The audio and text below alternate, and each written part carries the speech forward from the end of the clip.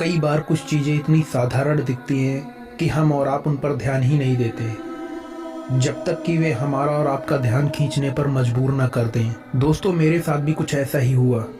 जब मैं अपने नए अपार्टमेंट में शिफ्ट हुआ था, सब कुछ ठीक था, सिवाय एक चीज़ के।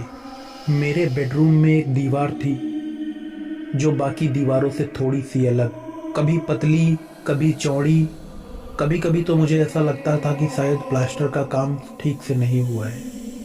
लेकिन फिर मैंने नोटिस किया, रात के वक्त जब कमरे में बिल्कुल खामोशी होती थी, उस दीवार से बहुत हल्की सी एक खुरचने की आवाज़ आती थी, जैसे कोई नाखून चला रहा हो उस पर। खुर खुर, बहुत हल्की, लेकिन इतनी कि नींद तोड़ दे।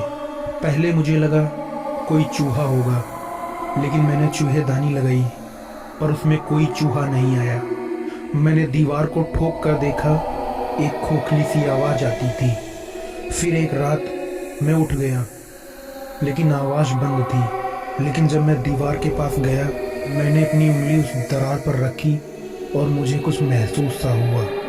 अंदर कुछ था, गर्म और गीला, जैसे किसी ने अंदर से दीवार पर अपना हाथ रखा हो। और फिर वो दरार धीरे धीरे और चौड़ी हुई और मैंने देखा एक छोटी सी आँख, काली आँख, जो अंदर से मुझे घूर रही थी। हाँ, वो आँख मेरी ही थी, बिल्कुल मेरी जैसी। मैंने चीखने की कोशिश की, लेकिन चीख नहीं निकली। वो दीवार हिलने लगी अंदर से, जैसे कोई चीज़ बड़ी हो रही हो। और फिर वो दरार सिर्फ एक आँख ही नहीं थी, अब वो बड़ा सा मुंह का रूप ले चुकी थी।